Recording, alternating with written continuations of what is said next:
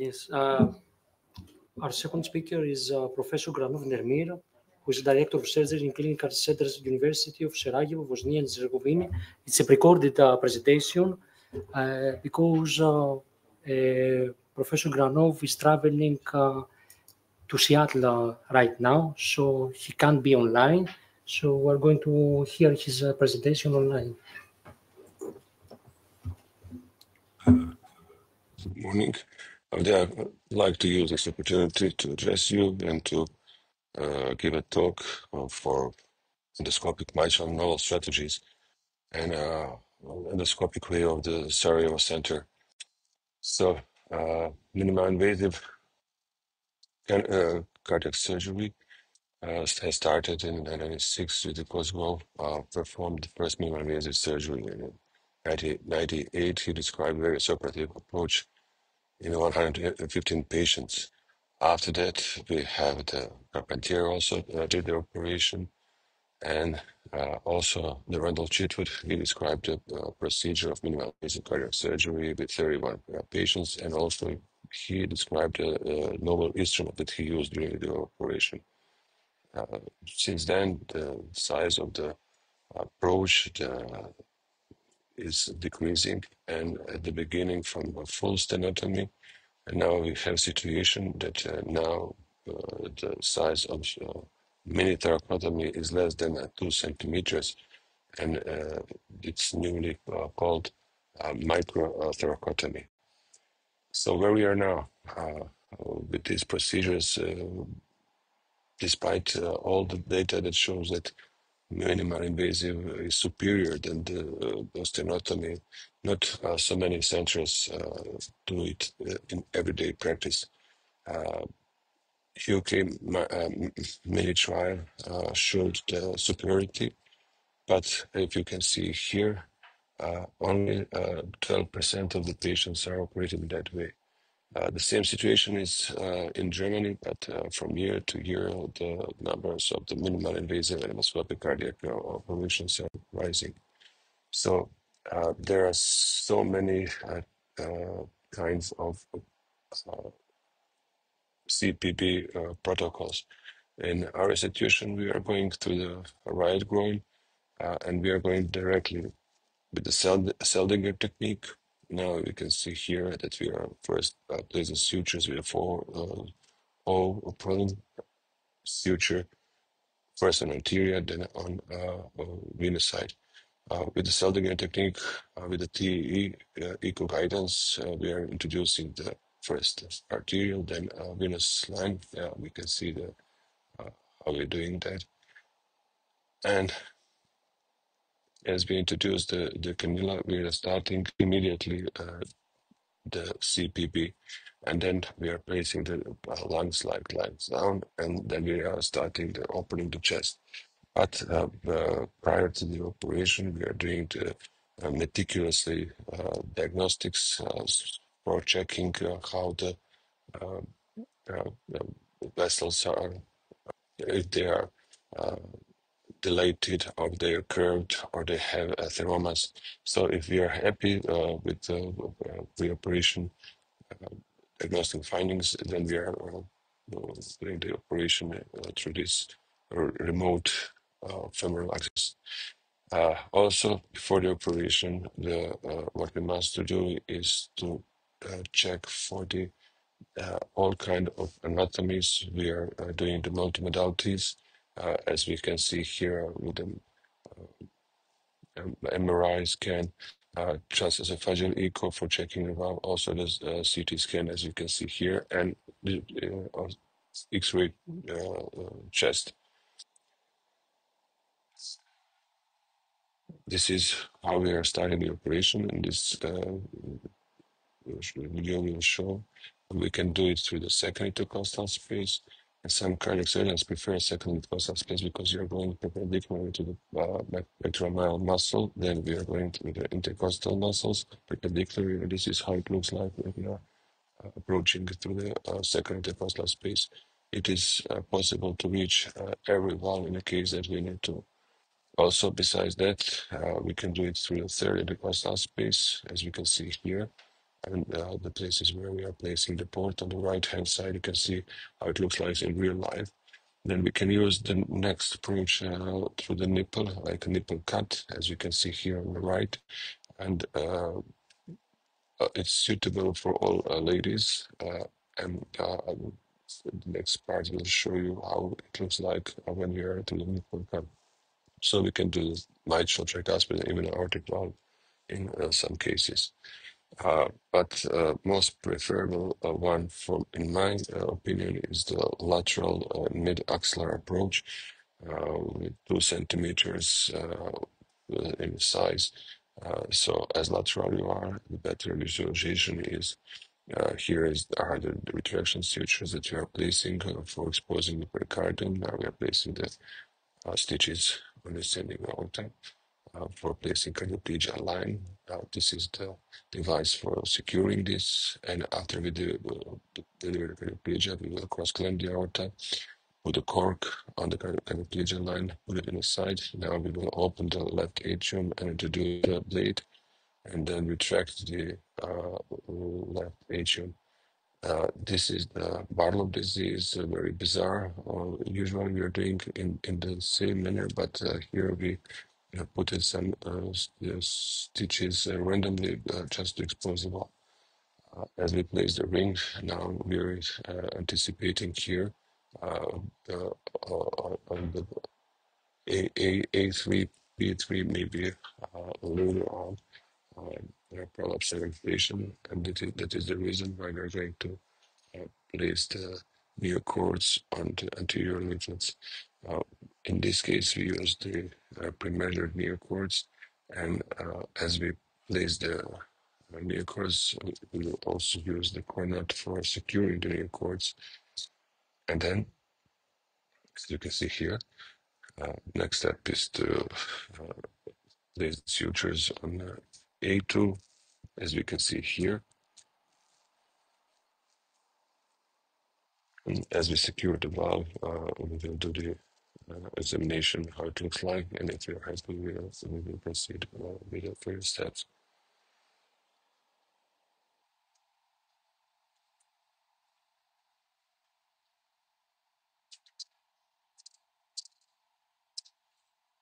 So in this case, we use the 2 neocords, and this is how it looks like after the operation. So we don't have any mitral vegetation. Everything looks nicely without any gradient. So this would be like nice plastic for the patient. And this is how it looks like after the operation. So we have around 2 centimeters scar on the right chest. So this is the same patient on 6 post-op day.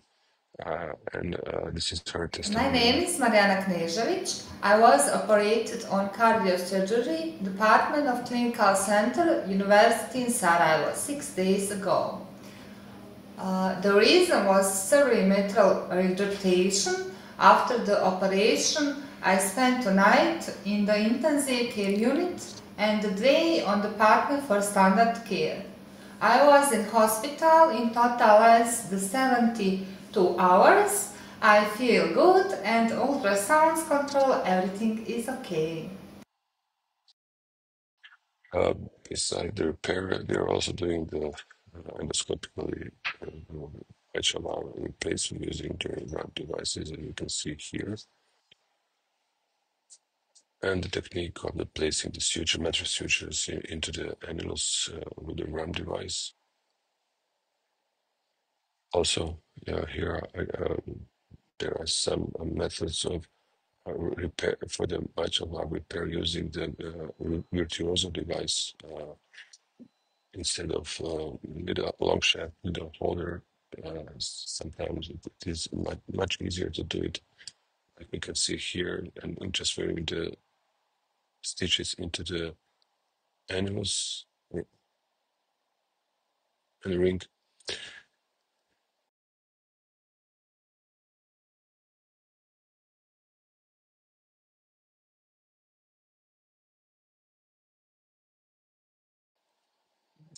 Those are the mobile devices for left atrial closure, C1. this enhances the procedure and makes life for our surgeons much easier. And those are the cases with some kind of complications and how to deal with it with them. First one, if you are going through the axillary approach, sometimes it's very sending out is very distant. So in this case, we are going to use, as you can see here, proximal trocar, or where we use the endoscope to see the operation. Through this, we are going to deliver the cardioplegia. And as we finish the cardioplegia, as you can see here, we will put the cord on the cardioplegia line and use the endoscope to push it through the proximal port. And then we will continue with the operation. We will have nothing. And Nermir also we will place the somewhere in the right hemothorax. This is the case where we, during the procedure, and the only ultra lift retractor broke, as we can see here, but we didn't do the version. We continue with the operation and finish it. My assistant, he was keeping the blade in the position, so we successfully finished that operation. Also, this is the case that we had the rupture of the left ventricle with the vent line. As we start to wean the patient from CPB, we find out that on the obtuse lateral wall of the left ventricle, we have a bleeding site, as you can see here on the monitor up there. So we didn't proceed to conversion. We just opened on the opposite side on the left thoracotomy laterally and find that this is the place of the bleeding site. So we will do it with the Teflons, tapes, and as we reconstructed the rupture, we close the pericardium. We transfer the patient from the CPP to the VA ECMO for the next 12 hours just to keep the heart unloaded. And then after that, we weaned from the ECMO and then extubated the patient in the next hours. So to work on increasing number of multicenter, what we should done for increasing the number of endoscopic cardiac, we should accept new technologies and devices, and also have to encourage the new generation of the surgeons and to design education for them to adopt this technique. This is my presentation. Actually, I'm now in the Sarajevo airport, and during the meeting, I think I'm going to be over Greenland, and if it would be possible for me to say hello in live, I would like to. So thank you once again for having me in this meeting, and until next time, thank you. Thank you very much. Very interesting talk, even though our colleague is not here. It's nice to share complications too, because it shows that this is a real life surgery. So Apostolos Rouvelakis, who's the director of the minimal invasive cardiac surgery department in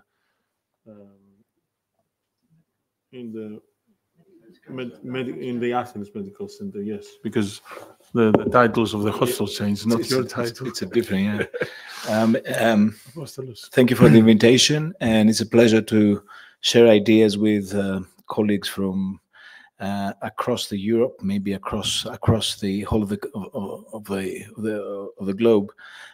It was a very interesting presentation, what we saw, and I think the main point that we need to keep with regards to minimally invasive cardiac surgery, and especially with regards to minimally invasive mitral surgery, is that we're reaching a point where the minimal invasive mitral surgery is gaining ground because it's becoming a bit more standardized. We know the techniques of repair. We've standardized that. We've prefer, for example, using cords instead of resections, and we like using rings. And then we start standardizing the way we put the patient on the bypass and how we protect the patient in the incisions we do in order to avoid sternotomy. And we have good results, which are, as the mini mitral trial showed, equally good with the sternotomy. So that's the main point, that is gaining ground. But one of the important things that were mentioned at the talk was that as the incisions are getting smaller, we should be a bit more prepared. We should be having extensive CT scans and echocardiograms, and have as much information as possible we can for the patient, because we don't have access with our hands inside the wound. We don't have access with our hands inside the heart, so we can't really assess things as we are used to in our training. And I think the most important factor is be prepared as much as possible and standardize the technique in order to be able to attract more patients and attract more surgeons to embark into the minimal invasive surgery journey. Thank you. Thank you very much, Apostolos.